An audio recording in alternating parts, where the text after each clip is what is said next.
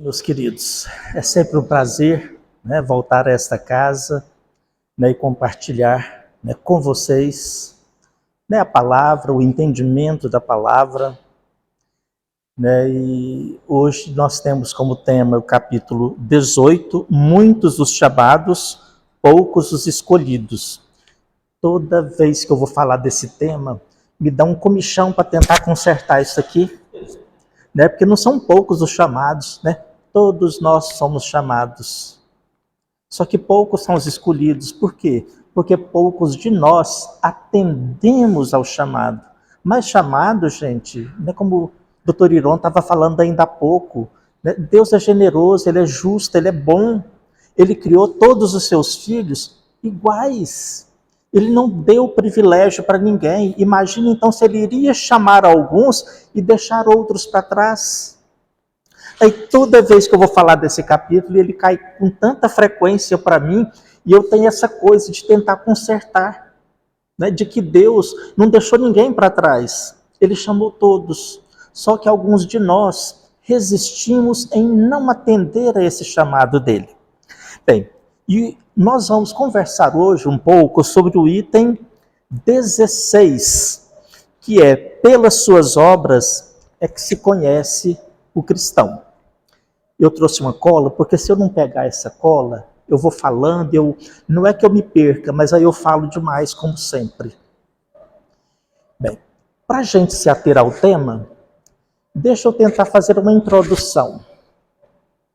E eu vou fazer uma introdução questionando vocês. A maioria daqui são estudiosos, são trabalhadores, e eu sei que vocês vão conseguir interagir bem comigo e compartilhar desse entendimento. O que é que a gente está fazendo aqui? Não agora, essa noite, nessa casa, mas o que é que a gente está fazendo aqui no mundo? Qual é a finalidade? Crescer, desenvolver. E como é que a gente cresce? Como é que a gente evolui? De que forma? Tem dois caminhos, tem duas vertentes para a evolução do homem. Uma é o intelectual e o outro é a moral. Intelectual, a gente evolui através do conhecimento, da cultura. O que é a cultura? É a passagem de conhecimento, de uma geração para outra, de um povo para outro. Hoje em dia não tem mais barreira para os conhecimentos, ainda mais agora com a internet. Já não existia há muito tempo que as pessoas saem para fora para estudar. Hoje nem precisam de sair para fora para estudar. Às vezes elas se matriculam no curso no exterior e estudam pela internet, dentro de casa. Então não existe barreira mais. Então é muito fácil a gente adquirir o desenvolvimento do conhecimento. Basta um mínimo de esforço, um mínimo de interesse. Essa é uma das vertentes. É um dos motivos de estarmos aqui. O outro motivo, que é o outro galho, vamos dizer assim, o outro braço pelo qual o espírito tem que se desenvolver e tem que crescer, é a moral. E na moral, a gente cresce de que jeito?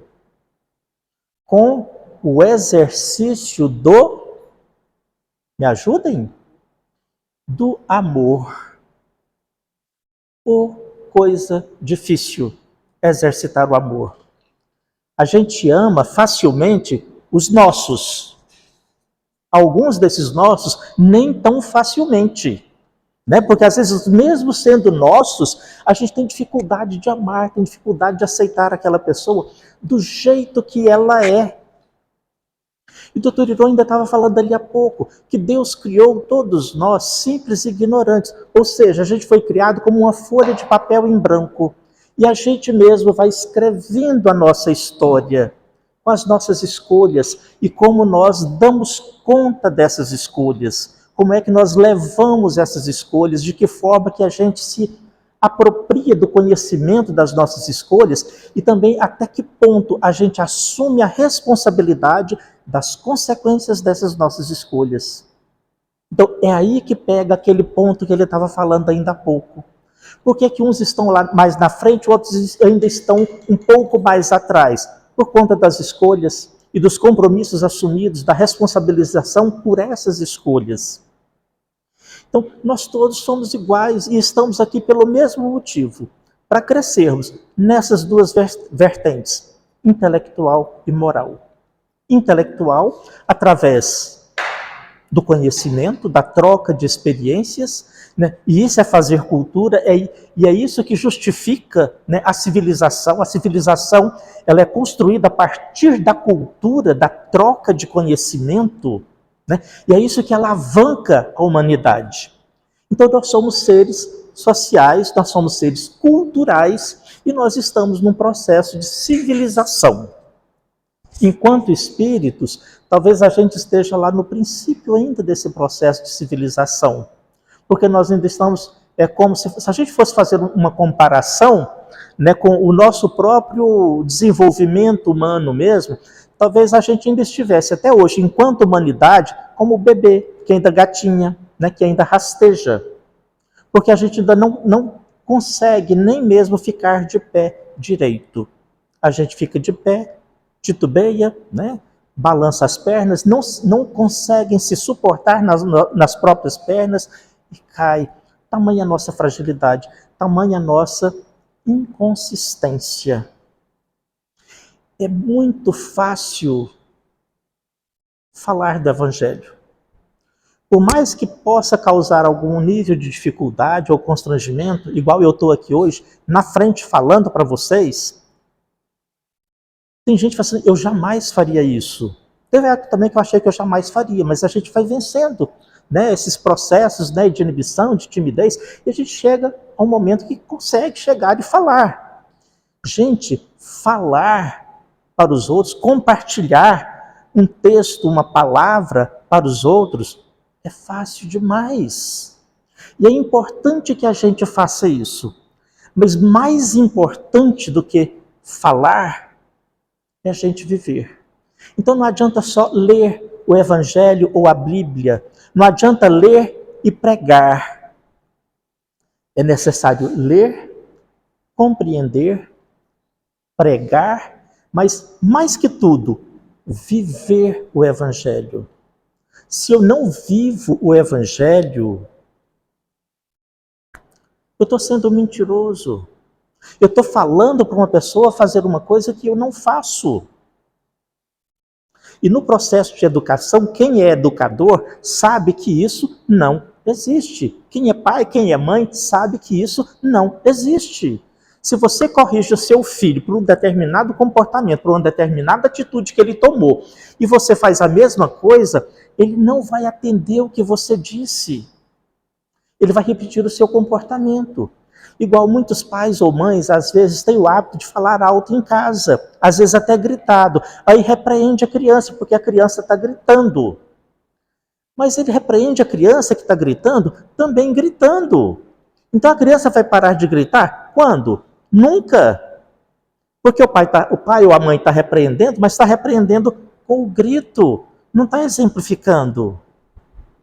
Então, para a gente se dizer cristão, né, ou para nós nos apropriarmos, né, de um termo que é do nosso convívio, né, dizer que nós somos espíritas, nós precisamos do quê? Viver o Evangelho, viver o Espiritismo. É fácil? Não. Não é fácil. É difícil demais. Demais da conta, inclusive. É mais difícil do que a gente imagina. Mas não é mais difícil do que a gente dá conta. Porque a gente dá conta. E a gente está aqui para isso. A gente fala que é cristão. O que é ser cristão? É seguir o Cristo. Como é que eu posso dizer que eu sou cristão se eu não sigo o Cristo? E o que é seguir o Cristo? É andar, né, nos passos do Cristo. É se conduzir como Cristo se conduziu. Então, como é que eu posso me intitular cristão se eu não reproduzo, né, nos meus comportamentos, das minhas atitudes, da minha convivência no dia a dia, se os meus comportamentos e atitudes não são inspirados no Cristo? Então, eu posso me intitular cristão? Eu acho que, na verdade, nenhum de nós aqui somos cristãos, nenhum de nós aqui é espírita, nós somos aprendizes, nós estamos no caminho, a gente está se esforçando para ser. E a gente precisa de continuar se esforçando para ser. Nós não podemos esmorecer, nós não podemos desistir, porque é essa a finalidade da gente estar aqui. Isso aqui é o caminho, não é o fim, é só o meio. Eu costumo brincar, dizer que a gente não está aqui a passeio. Isso aqui não é um playground, isso aqui não é um resort. Isso aqui, se a gente fosse fazer uma comparação, e eu já fiz essa comparação aqui na frente, nessa casa, diversas vezes. Se a gente for fazer uma comparação, isso aqui, essa vida é o quê? É um laboratório. O que é um laboratório? Um lugar de labor, um lugar de trabalho. E a gente está aqui para quê? Para trabalhar, para lapidar nós mesmos. Nós somos criados como uma página branca, simples e ignorantes, e começamos a escrever a nossa história. A nossa história, ela está cheia de equívocos. Eu não vou usar a palavra erro, tá? Mas ela está cheia de equívocos. Nós nos equivocamos demais. A gente se equivoca o tempo todo. Tem aquela propaganda do sabão em pó que passava antigamente, hoje ela já não tem mais ela nesses teores, que dizia que... eu me referia tal com ela aqui na cabeça, ela fugiu. É mais ou menos alguma coisa assim, que o aprendizado, né, a lama faz parte do aprendizado, a lama faz parte do brinquedo, né, e depois vem o sabão e lava. Né? Isso já faz parte.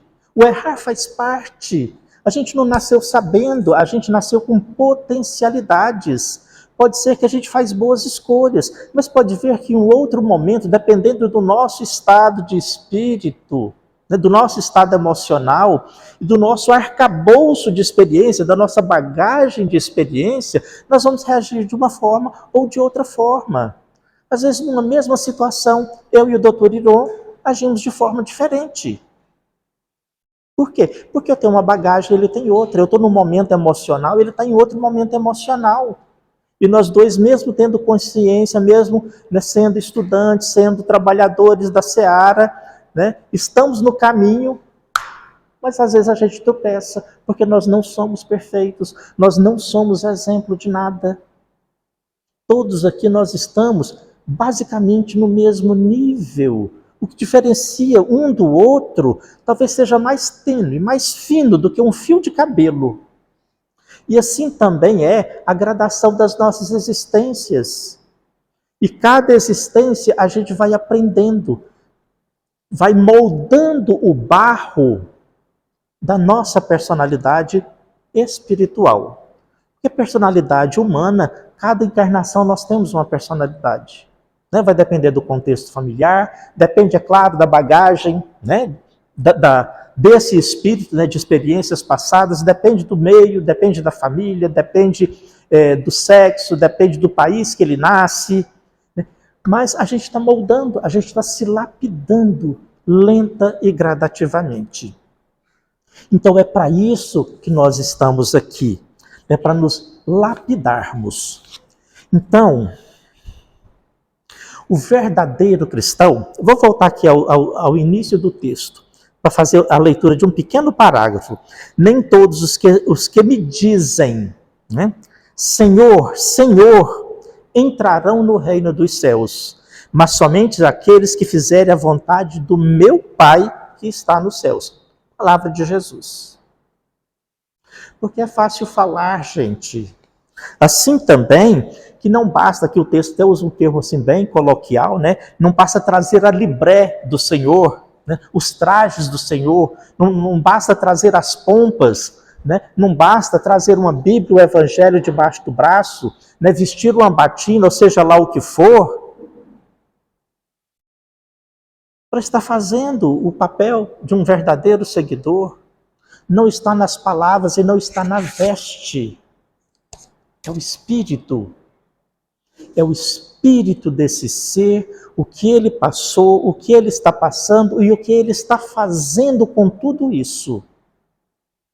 E a gente não evolui sozinho. Por isso que a gente, diferente da maioria dos outros animais, a gente vive em família. Né? Diferente de uma boa parte dos animais, a gente precisa dos cuidados, né? Maternos principalmente, paternos também. Hoje em dia está muito entrelaçado esses cuidados, né? Tem muito pai, né, que estão se assumindo pai, né? O que é uma maravilha, é abençoado, né, esses pais que assumem a paternidade. Porque paternidade não é só sustentar, pagar o aluguel, pagar a conta, comprar fralda, comprar remédio. Não. Né? Paternidade também não tem o seio para dar de mamar, mas leva para a mãe colocar no peito. Não mama mais no peito? Dê mamadeira, esquenta a mamadeira, limpa a fralda, troca a fralda, pode lavar a roupinha do bebê, pode fazer tudo. A única coisa que um homem não poderia fazer seria dar de mamar no seio. Mas o bebê não fica no seio o tempo todo. Tem tantas outras coisas que um pai pode fazer. Então, o homem de hoje, ele já está melhorando, ele já tá começando a assumir um papel de pai, que na verdade é o verdadeiro papel de pai. Mas se colocou tanto que aquele papel é da mãe e que o homem ele não pode, por conveniência, né, tocar naquele sagrado do papel de mãe, não pode exercer aquele papel porque ele é da mãe. Né? Mas eu vejo isso como uma atitude de preguiçoso, né?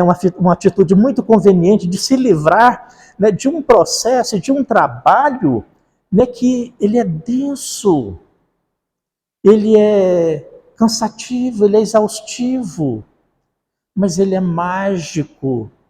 Né? Quem é mãe sabe o quanto esse processo é mágico, né, de você acolher, de você encaminhar, de você colocar, né, esse ser para a vida, no mundo, né, com as suas influências, né, com o seu cuidado, com o seu exemplo. Bem, deixa eu voltar à minha cola. Bem, então a verdade ela já foi espalhada aos quatro ventos desde o advento do Cristo. Há mais de 2000 anos que a palavra foi espargida no vento. E o que é que a gente faz? Deixa o vento levar. Assim como o Zeca Pagodinho, né? Eu fui falar deixa o vento levar, lembrei do Zeca Pagodinho. Deixa a vida me levar, vida leva eu. Só que a gente quer ser levado pelo vento, pelas ondas. Às vezes é necessário a gente andar contra o vento, é necessário a gente nadar contra a onda. E a palavra, ela foi trazida, né, para todos os cantos do mundo. Só que alguns se apropriaram dessa palavra. E vou usar um termo aqui que não está no Evangelho, mas se apropriaram e até macularam essa palavra. Porque mexeram nessa palavra para uso em benefício próprio. Isso fala ali no texto. Não é que a palavra é como se fosse uma árvore que produz bons frutos. E os frutos dessa árvore boa é para saciar a fome de todos nós. A fome da verdade. Para saciar a fome de todos nós.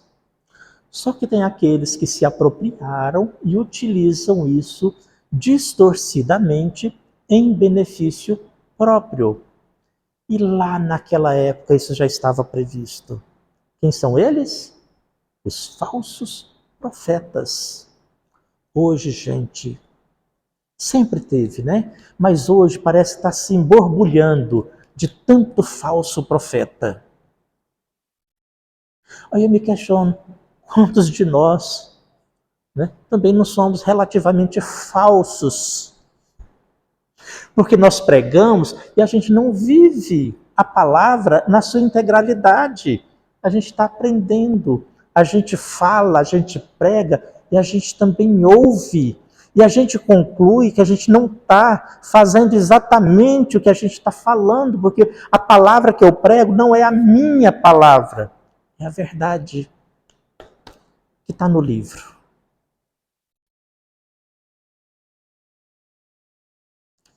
Então a gente tem que ter cuidado com essa distorção da palavra, para não usá-la em benefício próprio.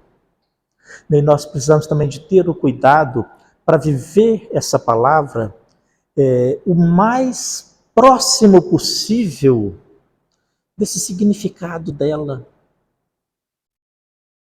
Significado esse que nós entendemos perfeitamente qual é.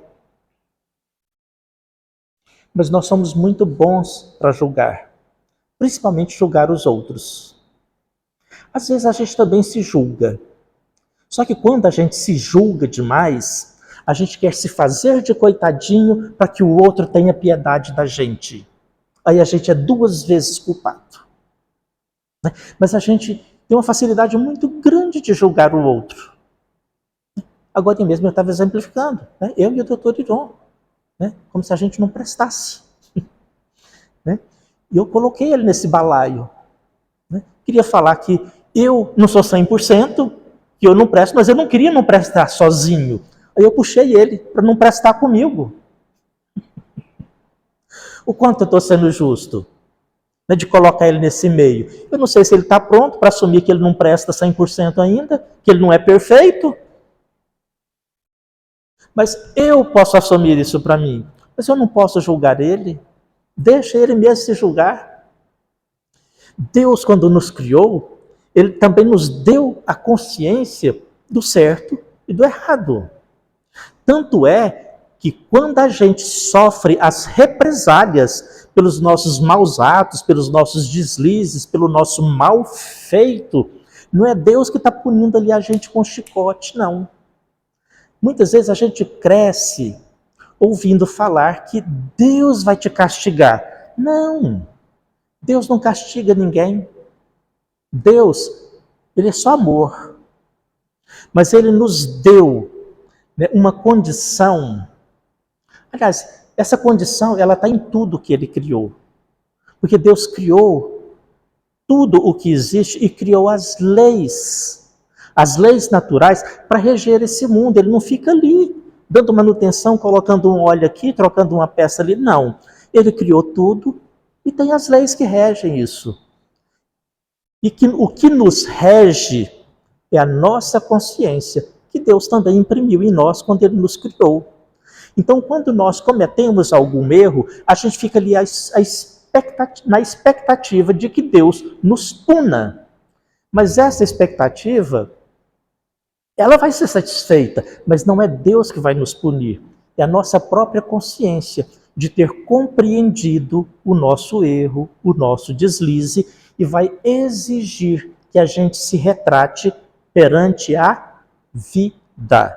E quando eu falo vida, é a vida com um Vzão bem grande, com V maiúsculo. Não é essa minha vidinha aqui, não é para os olhos do outro. Eu tenho que me retratar perante a vida, perante o universo.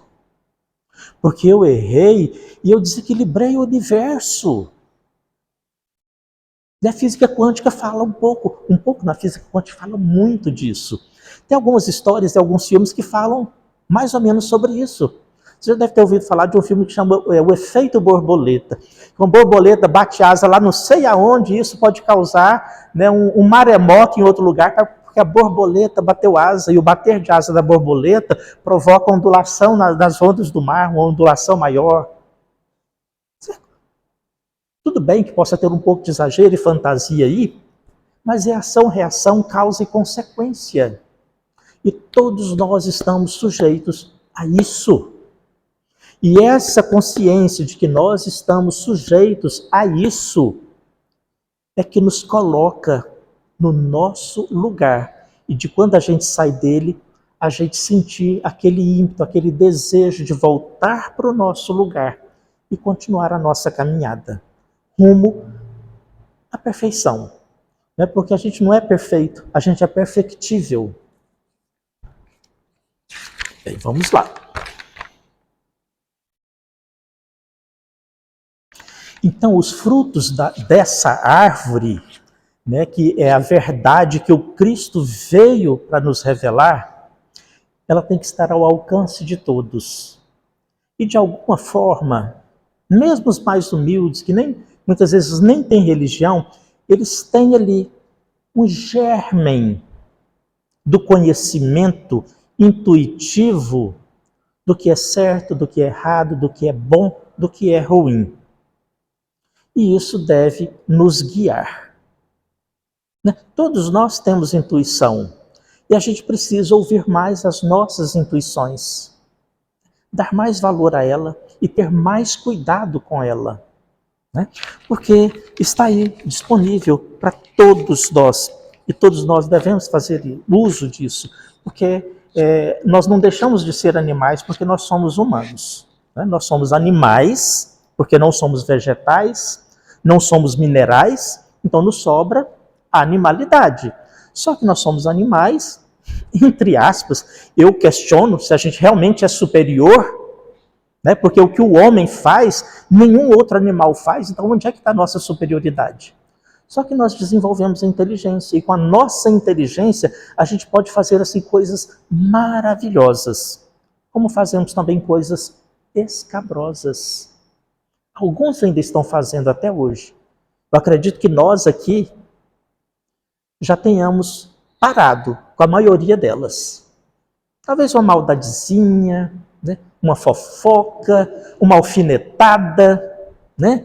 Um desejo de que aquele motorista que nos fechou bata lá na frente, mas em outra pessoa, não em mim, porque depois eu vou ter que ficar 1 mês, 2 meses parado usando Uber ou pegando ônibus. Eu não quero que ele bata em mim, mas eu quero que ele bata.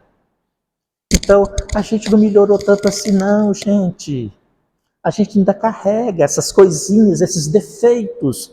E a gente tem que continuar se vigiando para ir se limpando dessas coisas. É fácil? Não. Basta ter o conhecimento para limpar? Não. Tem que ter a disposição também. Tem que ter a vontade de se superar, de se tornar melhor. E é para isso que a gente está aqui, nesse mundo, nessa vida e também nessa casa. Né? Mas essa casa, talvez assim, seja de menos. Porque a gente não tem que ser só aqui nessa casa, não. A gente tem que ser na vida, lá fora. Essa casa é 1 ou 2 vezes por semana. E a vida lá fora, né, são mais quantas horas? Cada dia 24, né, vai dar mais umas 160, 180 horas. Não, bem mais, né? Quase 200 horas. Tirando as horas que estão aqui, as horas que a gente está dormindo, ainda sobra hora demais. Então a gente não pode deixar, né, que esse animal que nós ainda somos prevaleça. Nós temos que domar esse animal. Nós temos que civilizar esse animal. Bem, eu acho que meu tempo esgotou, né? Mas eu quero fazer aqui só mais algumas colocações para a gente encerrar essa conversa dessa noite de hoje. Palavra de Jesus. Se vós permanecerdes na minha palavra, verdadeiramente sereis meus discípulos e conhecereis a verdade. E a verdade vos libertará. Eu falo isso, gente, eu arrepio. Porque isso me toca, isso me emociona de uma forma. Só que a gente é humano. É como se isso entrasse por aqui e saísse pelo outro ouvido. Nos embates lá de fora, a gente não pensa nisso aqui toda hora. É claro que tem momento que a gente pega, se vigia, conserta, impede que alguma coisa aconteça. Mas a gente não está vigilante 24 horas por dia. A gente se deixa levar, né, por esse animal que nós ainda somos, né, pela nossa parte instintiva, não racional. A gente tem muito disso, né, assim, de reflexo automático. O Evangelho segundo o Espiritismo, né, no capítulo 6, o Cristo Consolador, o Espírito de Verdade, né, que é o título que foi atribuído a Jesus, diz o seguinte: instruí-vos na preciosa doutrina, o Espiritismo, que dissipa o erro das revoltas e vos ensina o objetivo sublime da prova humana. Ou seja, o que eu estou fazendo aqui? O que me cabe fazer estando aqui?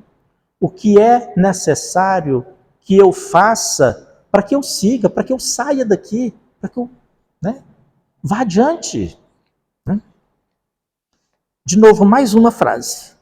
Espíritas, e não só espíritas, cristãos, humanidade, amai-vos. Este é o primeiro ensinamento. Instruí-vos. Este é o segundo.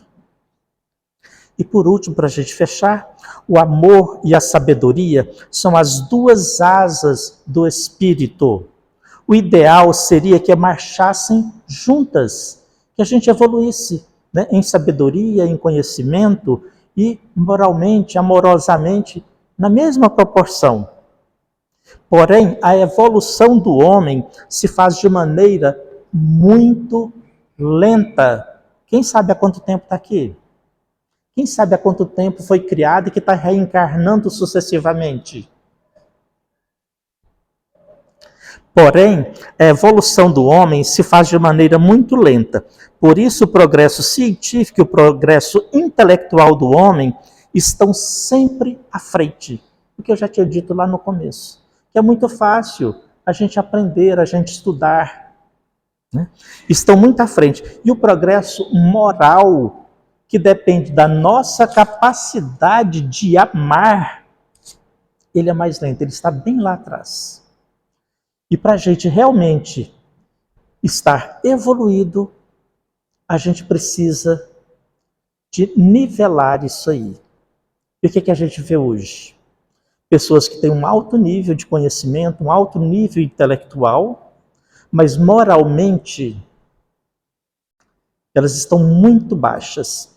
E às vezes tem pessoas na nossa convivência social que a gente não sabe o arcabouço intelectual daquele espírito, mas nessa existência talvez ela está ali, trabalhando como um simples mecânico de oficina que seja até analfabeto, mas que ele entende daquilo ali, daquele ofício, ou então um varredor de rua, um profissional de serviço manual, assim, que para nós é desvalorizado. Mesmo os serviços manuais mais requintados a gente não valoriza, A gente vai viajar nas férias para o Nordeste, a gente vê aquelas coisas lá, tudo bordado à mão, a gente fica pechinchando, achando que está caro, uma toalha, uma colcha bordada à mão ou feita lá no crochê, a gente acha caro, a gente pechincha. Agora imagina um outro serviço que é menos valorizado e é menos vistoso que esse. Então, às vezes, uma pessoa simples, humilde, que não é letrada, ela é muito mais evoluída moralmente do que um letrado. Isso também está cheio por aí. Então, que essas palavras possam calar os nossos corações e gritar na nossa mente. Calar no sentido não de ficar emudecidas, silenciadas, que elas possam se alojar em nossos corações e que elas fiquem ali, mandando recado para a nossa mente. Saia do lugar, faça alguma coisa, faça aquilo que você veio para fazer. Cresça, estude, ame, perdoe, acolha. Porque em muitos momentos nós vamos precisar de ser acolhidos, como já fomos. A vida nos dá esse exemplo o tempo todo, A gente veio beber, todo mundo veio beber, ninguém nasceu adulto. Frágil, indefeso, a gente alimenta do corpo de um outro ser humano. Um bebê, ele tira o seu alimento do corpo da mãe. Tão frágil, tão dependente, que ele se alimenta do corpo da sua mãe. Se a mãe dele desaparecesse, se ele ficasse sozinho, se não tivesse quem acolhesse ele morreria. Então, gente, vamos nos atentar a isso. Sozinhos não somos nada. O amor é a finalidade. O conhecimento é importante, mas nós já temos muito mais conhecimento do que capacidade de amar. Se a gente estacionar um pouquinho de conhecimento nessa existência, não, chega, não quero estudar mais não, eu vou exercitar o amor, beleza? Vamos estar em vantagem, tá? Porque a nossa bagagem intelectual, né, não só dessa vida, né, mas a nossa bagagem mesmo intelectual que o espírito já conquistou, ele é muito maior do que a nossa bagagem moral, do que a nossa capacidade de amar. Então, vamos exercitar isso, né? É nisso que é reconhecido o verdadeiro cristão. E voltando aqui ao tema, só para dizer que acabou, são pelas suas obras que se reconhece o verdadeiro cristão. Então vamos realizar essa obra. É uma obra de amor, mais do que uma obra intelectual ou de conhecimento. Obra de amor. Gente, muito obrigado. Tá? Muita paz para todos nós.